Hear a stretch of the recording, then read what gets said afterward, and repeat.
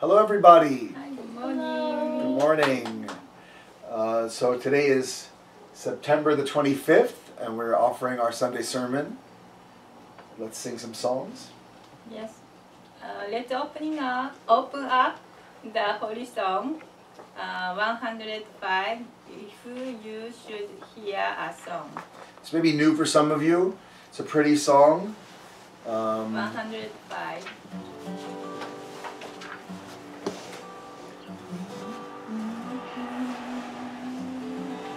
As soon as you can figure it out, you can sing along. Well, here we go. If you should hear a song out in the meadow of a tree, have no fear, he is there, calling his children near. He whispers and cradles all of the world, his voice it is handsome, old and blue. The melody heard is that of love, and those who listen hear true. If you should hear a song out in the meadow of a tree, have no fear, he is there, calling his children dear. The day may be stormy, it seems it is his wrath. Through all of your pleading it is cold, but who can be that mastermind, and who got his heart of gold? If you should hear a song out in the meadow loud and clear, have no fear, he is there, calling his children dear. As time is the sunshine, wisdom is the key, his children are learning to be free. And in that land where he was king, we now a bridegroom shall be. If you should hear a song out in the meadow loud and clear, have no fear, he is there, calling his children near, calling his children near, calling his children dear.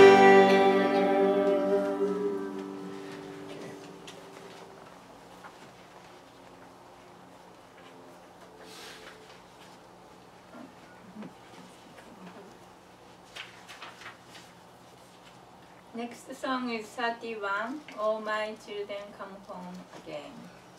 31, All My Children Come Home Again.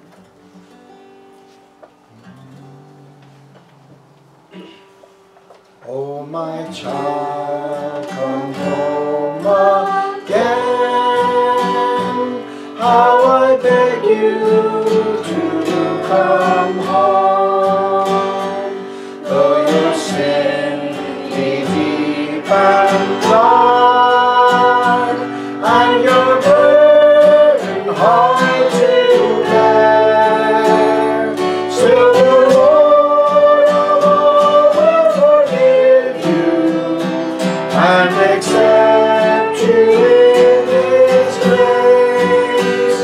For the heart of God is deep and wide, boundless and eternal his love.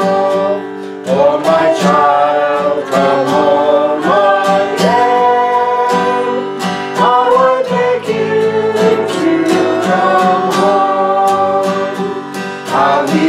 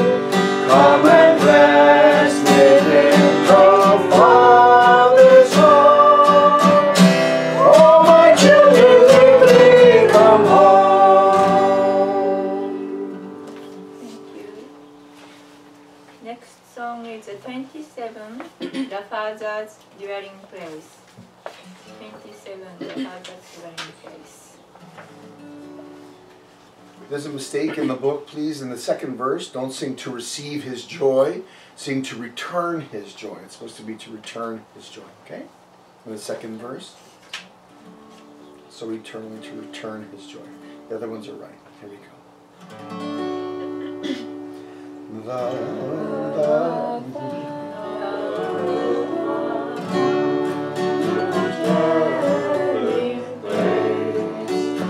Is the fountain of our life, drawn to the light of eternal day.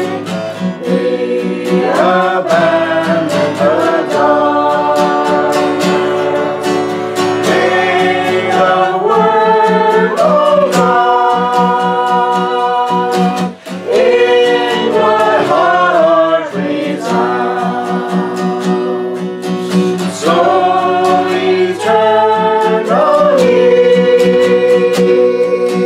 to receive his love, we shall be his bride and delight, children of the living God, into the world of living day. Let's go marching together. The Father's dwelling place is the throne of delight. Now our resurrection is come, which we long awaited. May the word of God in my heart resound. So eternally to return his joy. We shall be his bride and delight, children of the living God, into the world of living day. Let's go singing together. The Father's dwelling place is eternal paradise, where the blessing he had to reserve will be freely given. May the word of God in my heart resound. So eternally to receive his praise, we shall be his bride and delight, children of the living God, into the world of living again. Let's go dancing together.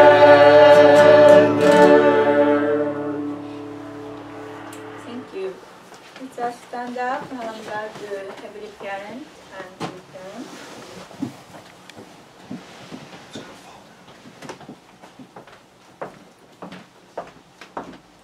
Today is September 25th, 2016. Let us bow the Heavenly Parent and True Parent. 경배. Hello. Join me prayer.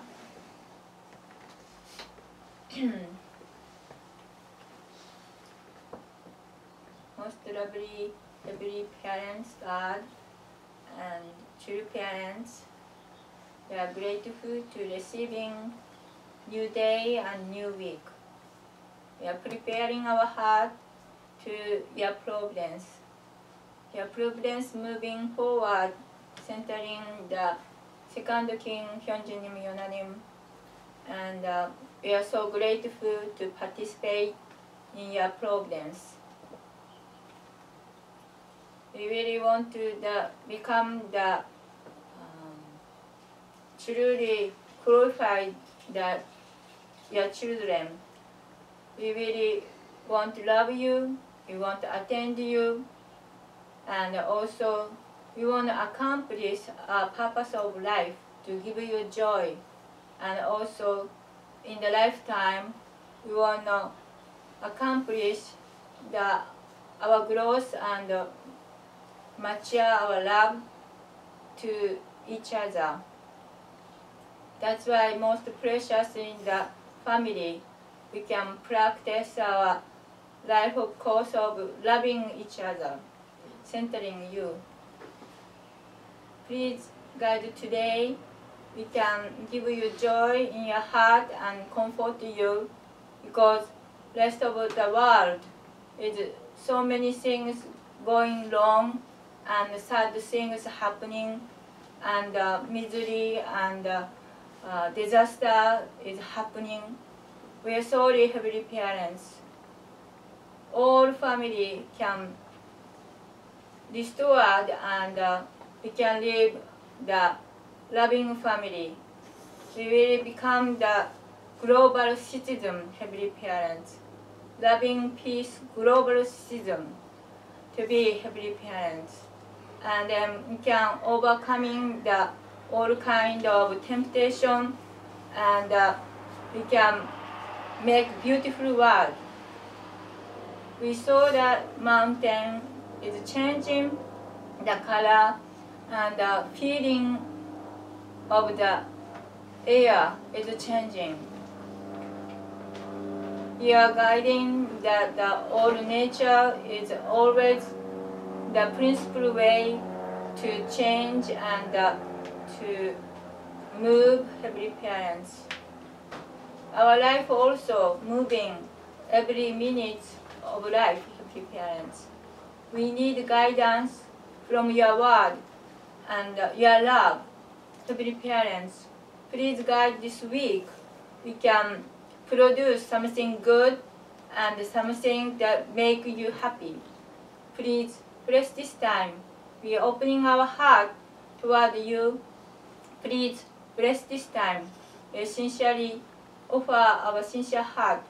I report in the name of Lamang Tamik Montanaro, Central Blessed Family. Aju. Amen. Amen. Thank you. Please sit it. Welcome our Pastor Montanaro.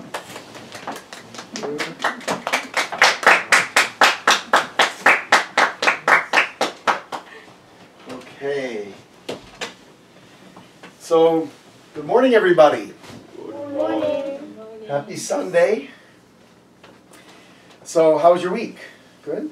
Busy. Josh is living two lives right now at one time. Hi, everyone at home. And I hope you're all watching this and you can enjoy this sermon. Today, our sermon is going to be entitled Pornography and the Principle. And this is a topic that I think doesn't get treated very often, because I think many pastors and many men in general are still attracted to pornography. I know that I am. I still struggle with images that I see online that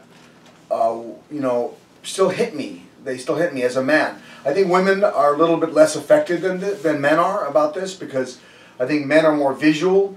I think we deal with things differently about sex than women do. I think women's pornography is more about the romance novels, reading and getting into this whole character and imagining this guy loving you, and it's more of an imagination of someone loving you than a man. We can get excited by seeing a woman who's getting excited by our love. I think women's excitement is what turns a man on. What makes a man excited is a woman's excitement, actually. A woman's readiness to receive, actually, from the principal point of view, readiness to receive his seed and give birth and get pregnant. That's what makes a man excited, when a woman is actually ready to receive a man's seed and give birth. So that moment when a woman is actually really excited by your love is actually the moment from the principal point of view where she is about to get pregnant. And her reaction, her welcoming you as a man is very exciting, because actually that's the moment that God wants most of all to be exciting. God made it exciting. There's nothing we can do about it, actually, because God made it exciting. When Satan does something, you can fight it and you can win, because Satan did not create the universe. God created the universe. But when God does something, there's nothing you can do to fight it.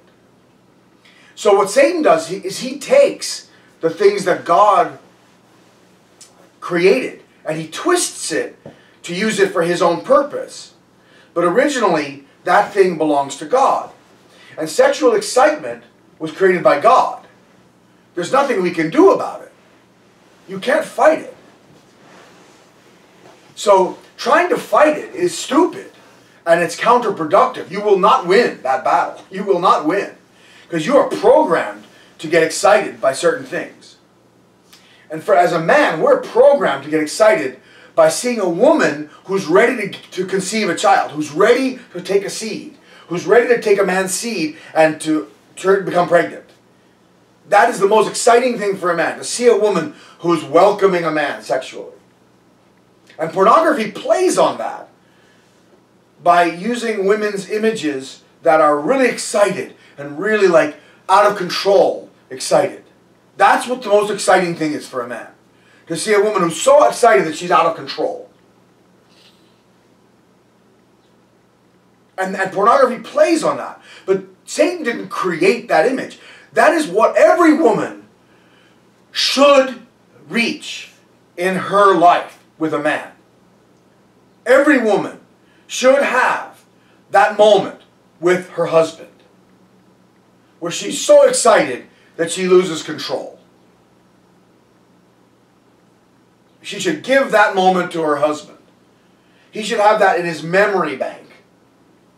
Remembering that moment of her excitement will protect him as he goes out into the world and he's seeing other women who are putting on lots of makeup and clothing to suggest that they're also excited. What do you think red lipstick is? And rouge? And eyeshadow? When a woman gets excited, actually, her body changes. And she will get flushed, her face will get red, her lips will get red, her eyes, around her eyes will get redder and more colorful.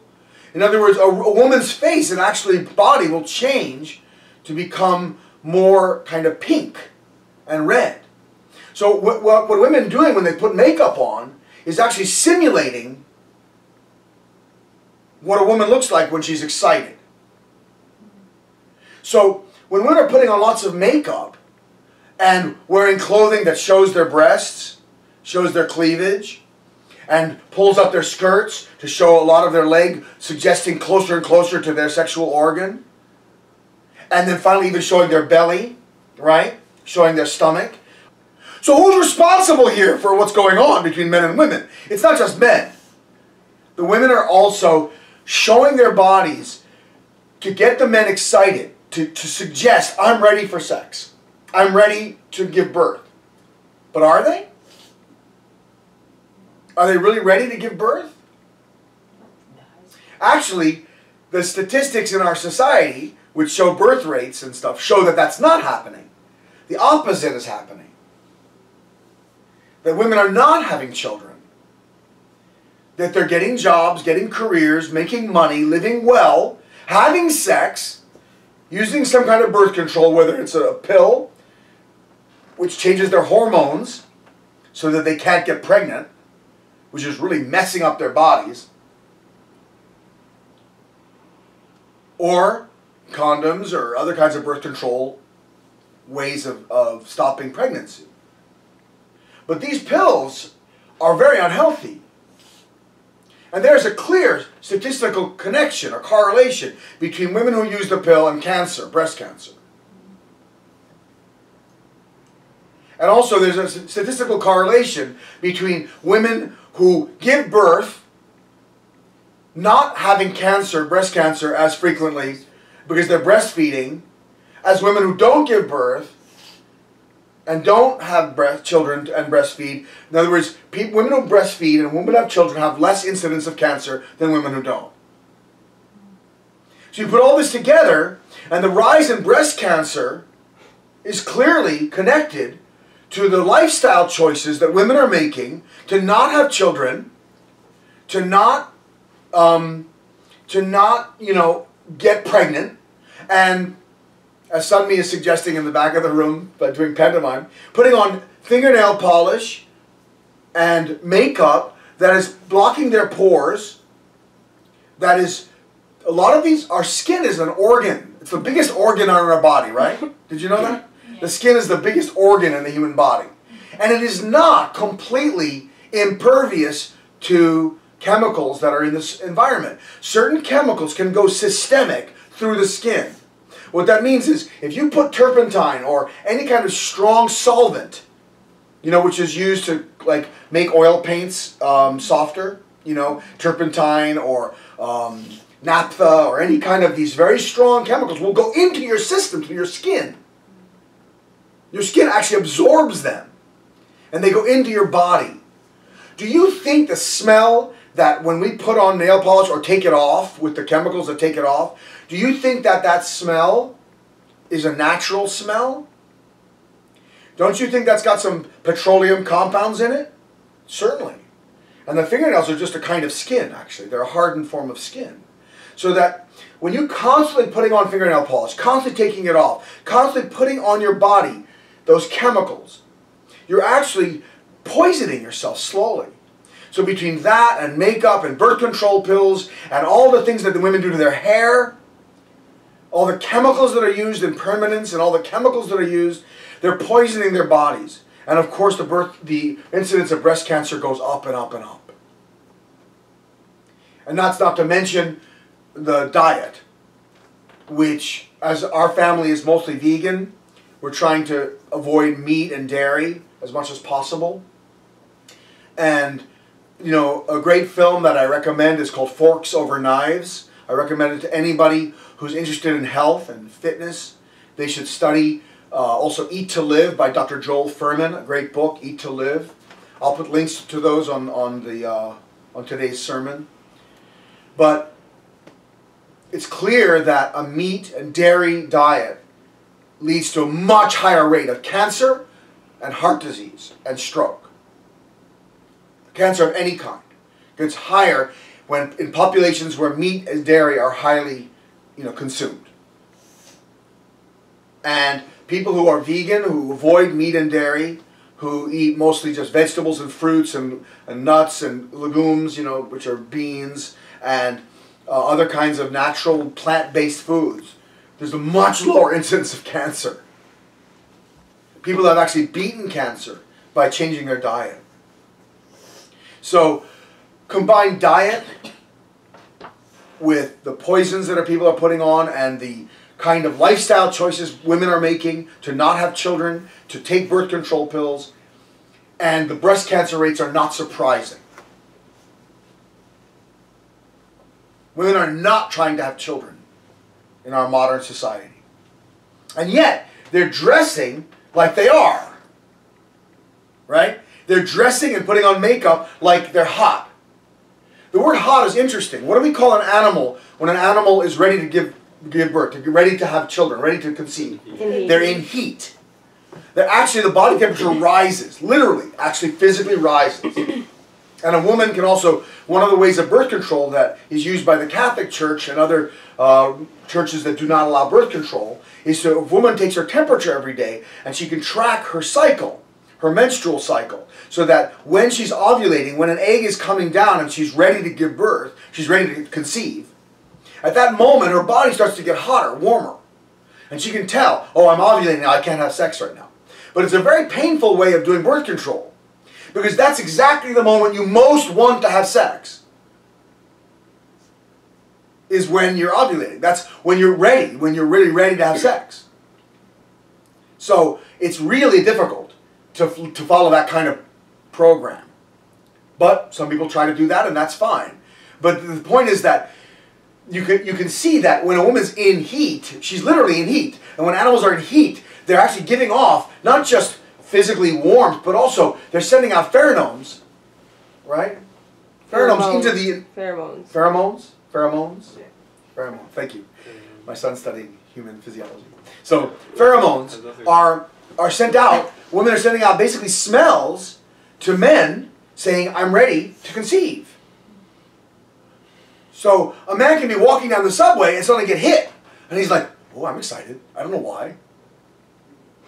But women are doing that without even, they can't even control it. That's nothing they can control. This is part of the biology that we are born into. But when women are making lifestyle choices by huge numbers to not have children, to not get pregnant, to falsify their appearance to make it look like they want to get pregnant when they're not really trying to get pregnant, there's a built-in frustration for men who want actually to conceive a child. The whole purpose of our biology is to conceive a child.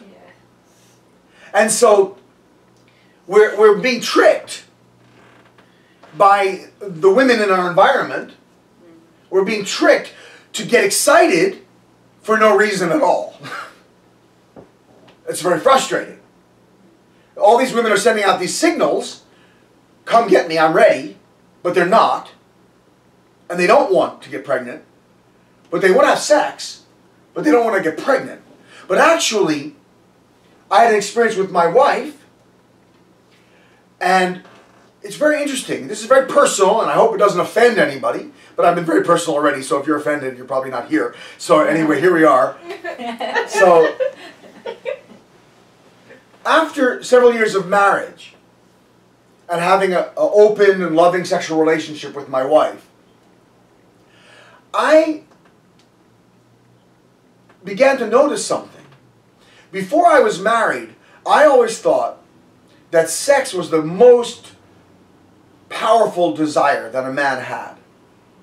That, because pornography certainly makes it seem that way, that men want sex. And that's certainly true. We do want sex. But after years of marriage where the sex was available and I could have sex when we wanted, we could have sex, I began to notice that I wanted something more than just sex. That if we had sex and she did not conceive a child, I began to feel frustrated. It was very interesting. I never imagined this would happen. I thought, you know, men don't want children. That's what society says, right? That women want babies and men don't, right? That's the lie that, you know, we hear out in Satan's world. That men just want sex, women want to capture a man, get married, and have babies. And men don't want to do that. That's the general thing that people think if you watch movies or romantic comedies, that kind of thing. But I began to notice the opposite. I was having a sexual relationship, but I was feeling at the end of it sort of kind of frustrated, like we didn't get pregnant that time. It was the weirdest thing. And actually Joshua's here. Let's really embarrass Joshua. Okay. There's Joshua.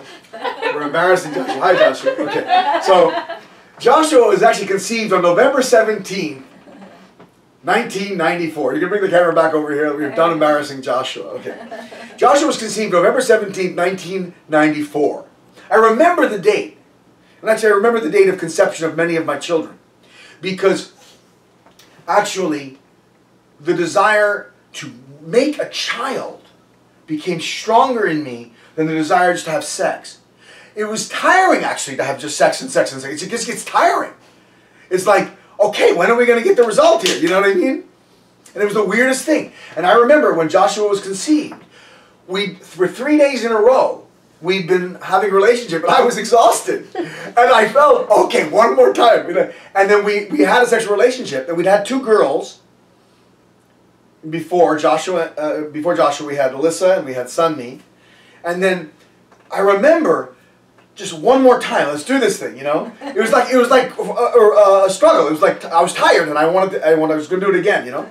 And I remember that we conceived. I knew we conceived. It was like this amazing feeling, like we conceived.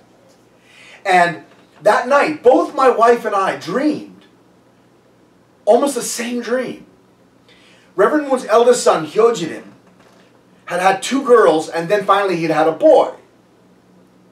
And we both dreamed of him, of Hyojin. And it was a very deep dream with lots of tears, and he was trying to reach out to the members and speak to them. And both my wife and I were crying and trying to encourage him and trying to support him.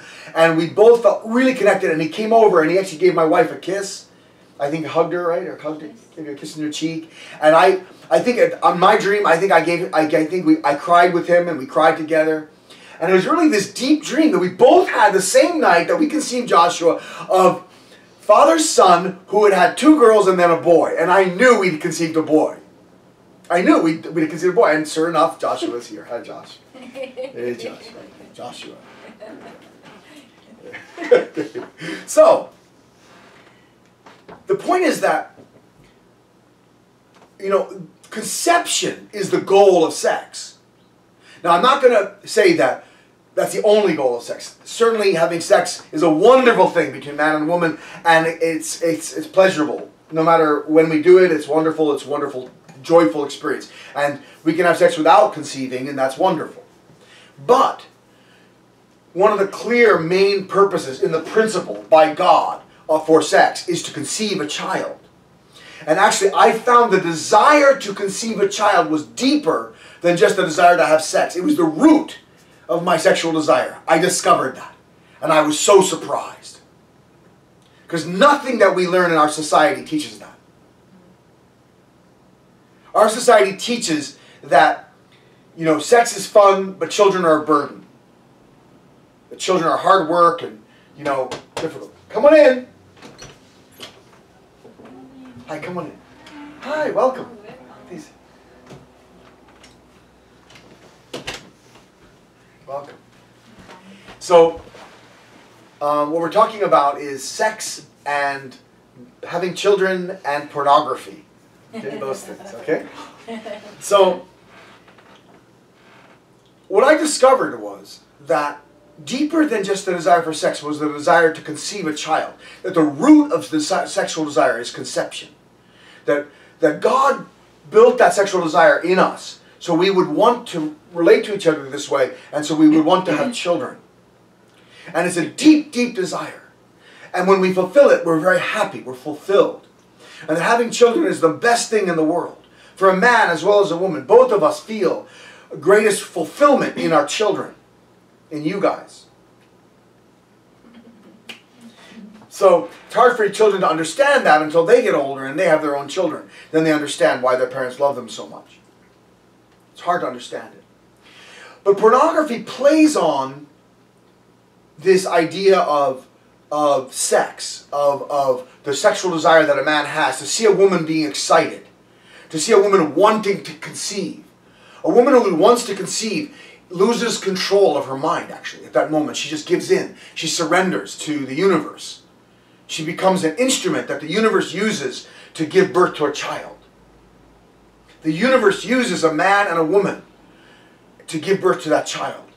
So both men and women are being used by the universe, by God, to give birth to a child. And it's a wonderful feeling. And so we both lose control. The moment of sexual climax is so exciting that for one moment you're blind. They've done studies. You basically lose consciousness, basically, for one moment. It's that exciting. You're like, and you're blind. And they usually say fireworks, you know, the moment of sexual climax is like fireworks.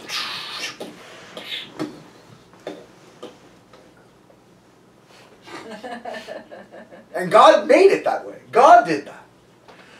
So, we have to ask ourselves, how are we living our lives?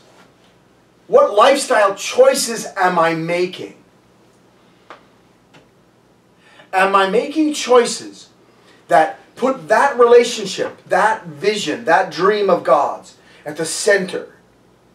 Or am I fighting that, pushing it away, choosing to live a self-centered, selfish life, just about me and my happiness and my pleasure.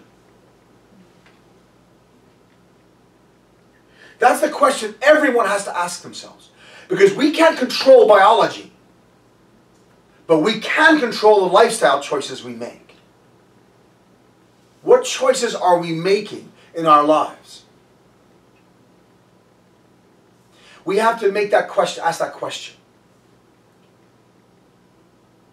And hopefully you will decide that you want to be married and you want to have children and you want to have a beautiful family, and that you're going to prepare yourself for that, and you're not going to have sex with anyone until then. And you're going to wait until you can give everything to that one person. And then that relationship will be so explosive and so wonderful. And you'll grow in that relationship as a man and as a woman. Hopefully you'll make that decision. Not decide to just have sex with whoever, because what you'll do is you'll water it down, you'll dilute your desire. And after a while it becomes just like everyone's the same. And you can have sex with anyone, it doesn't matter. And then also you realize you're avoiding the idea of conception, the idea of love and marriage and family and children. You're pushing that away just to have sex. That's the modern culture. We have to reject that. That's that kind of choice. And we have to educate people about what is true love. So I want to read together this passage in this chapter, actually, in Father's words. If you can read in Korean, if you would like to, okay? The English is there too, and the Korean is there. We're just going to read it. We're going to read it in English. You can follow along in both, okay? Or just English. All right, awesome. Okay. Promises that must never be broken. We're on page 202 of Father's autobiography. Page 202. Promises that must never be broken. Is everyone there? Some of your books may be different. If they're different, then grab a different book. It's a little Some of the books are older. You with it? I think it's older. Okay, you're good. Okay. All right, here we go. Everyone at home, we're on page 202 of Father's autobiography. I'll put the link in Spanish, in Espanol, and also in English. We'll put the link so that you can follow along. During our matching and marriage ceremonies, I ask the brides and grooms to make promises to each other that must never be broken. First, a husband and wife must always trust and love each other. Second, they must not cause any pain to the heart of their partner. Third, they must educate their children and grandchildren to maintain sexual purity. Fourth, all members of their family must help and encourage each other so they become a true ideal family. Chastity before marriage and fidelity in marriage are of utmost importance. This is what I teach so people can live to their highest potential as human beings, creating and maintaining healthy families. Marriage is more than a simple coming together of a man and woman. It is a precious ceremony of commitment to carry on God's work of creation. Marriage is the path by which a man and woman become as one, create new life, and establish true love. Through marriage, a new future is created. Societies are formed. Nations are built. God's world of peace is realized with married families at the center. It is in the family that God's kingdom of heaven is brought about. So, husbands and wives must be centers of peace. Not only must there be love between the husband and wife, but the couple must also be able to bring harmony to their extended families. It is not enough that the husband and wife live well together in love. All the relatives must love each other as well. I tell brides and grooms to have many children. To bear many children and raise them is God's blessing. It is unthinkable that human beings apply their own standard of judgment and arbitrarily abort precious lives given to them by God. All life born into this world embodies God's will. All life is noble and precious, so it must be cared for and protected. Naturally, a husband and wife must maintain mutual trust and nurture their love. The promise I emphasize the most to people preparing to marry is teach your children to maintain sexual purity. This is an obvious promise, but it has become difficult to keep in today's society. The worse the world becomes, however, the more important it is to strictly keep the promise of sexual purity. The perfection of human beings and peace in the world come about through the family. The purpose of religion is for everyone to become people of goodness who can then bring about an ideal world of peace. No matter how much politicians may put their heads together, they will not bring about peace. Formidable military power will not bring peace. The starting point for bringing about peace is the family. When I arrived in America in 1971, the wind of promiscuous free sex was blowing across the country, and the entire society was in the midst of confusion. Young people who had received wonderful educations were being destroyed one by one. Sexual immorality was so bad that it was becoming the norm. Sexually transmitted diseases were beginning to skyrocket. The seriousness of the problem was compounded by politicians, academics, and clergy. They knew about this problem, but most of them ignored it. They tried to look away from the ugly reality because they themselves had not maintained sexual purity. People who are not sexually pure themselves cannot urge their children to do so. The degradation of sexual morality among adults destroys families and leads to the ruin of children. Immorality and licentiousness in the personal lives of adults ultimately destroy the lives of their children. The reason today's society does not have a level of happiness to match its level of material affluence is that families are being destroyed. To save families, adults must first live proper lives. Then it is possible to raise children in sexual purity. The mother is the fortress that protects the family. No matter how much society may change, the family is healthy and peaceful only if the mother has the heart to sacrifice and serve. It is in such a family that beautiful children can grow. In educating our children, what the children see and learn in the family is most important. A crab that walks sideways cannot tell its offspring to walk straight ahead. The parents must show a good example. True children come from true families. Truth is always very simple. The most difficult aspect of family life is raising children properly. We give birth to them in love and raise them in love, but they don't necessarily grow up the way their parents desire. What's worse, today's materialistic culture is destroying the innocent minds of young people. Young people who should be growing up to become responsible adults, capable of extraordinary achievements, are being lost to drugs. Drug-induced states make people lose touch with their own spirit. Young people who have lost touch with their spirit eventually can only fall into crime and sexual immorality.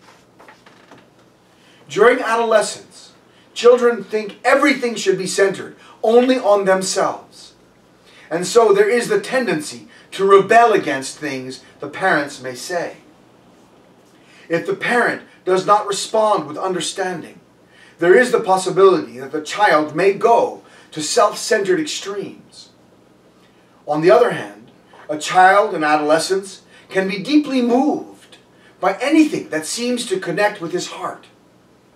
Perhaps on an autumn day, The child will see a persimmon fall from a tree that has lost all its leaves.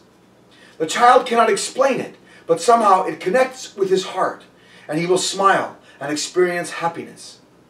This is a sign that God's original character is dwelling in his heart. But if adolescents involve themselves in sexual relationships, their perceptions become clouded and their power of judgment diminished. When an adolescent boy and girl meet and start talking with each other, they can feel flushed and there may be a change in their heart rate. If their minds are not brought into harmony with God's standard in that moment, they will surely be moved in the direction of self-centeredness.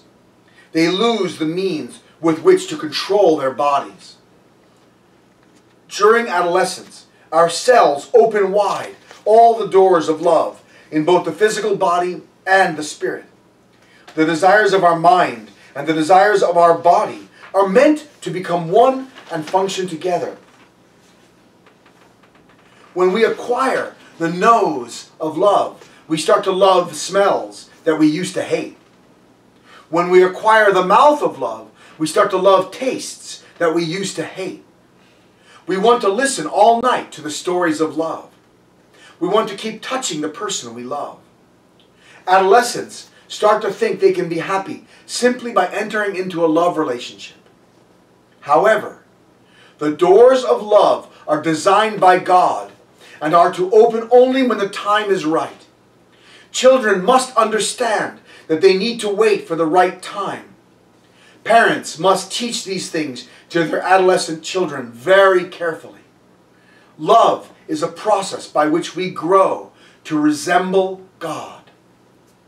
Despite what the world may tell us, it is not something to be enjoyed anytime we please.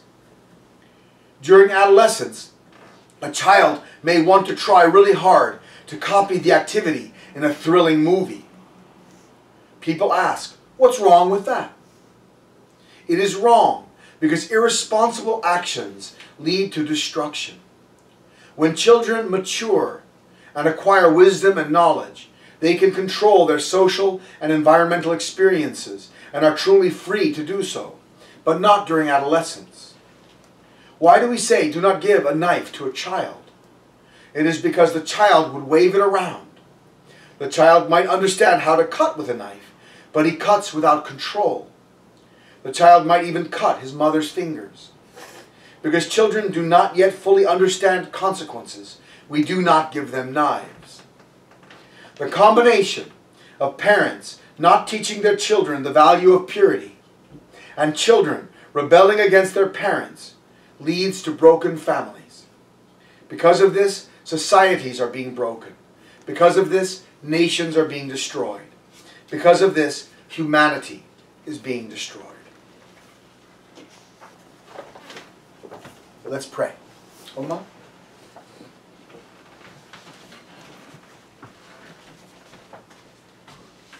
Please join me in prayer.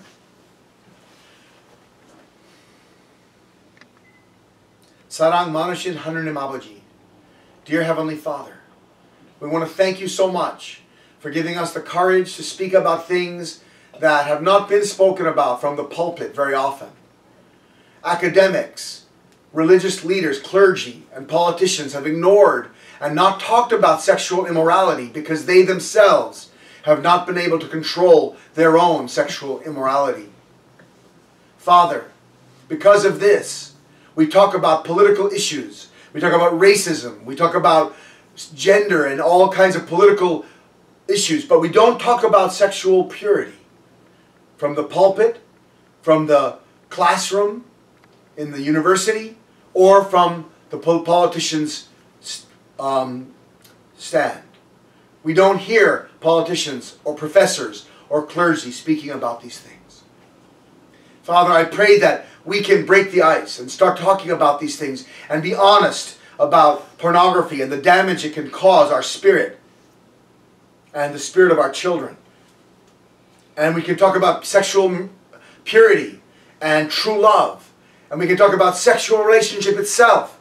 And our children can understand how beautiful it is. And not be embarrassed about it. Not be ashamed or embarrassed. But to understand that there's a proper time and place for true love. And that we must prepare diligently during our adolescence for this incredible responsibility of true love. Help us, Father, to be good parents and good children. And help us to set an example so that many thousands of young people and parents can be excited and inspired to follow the way of true love.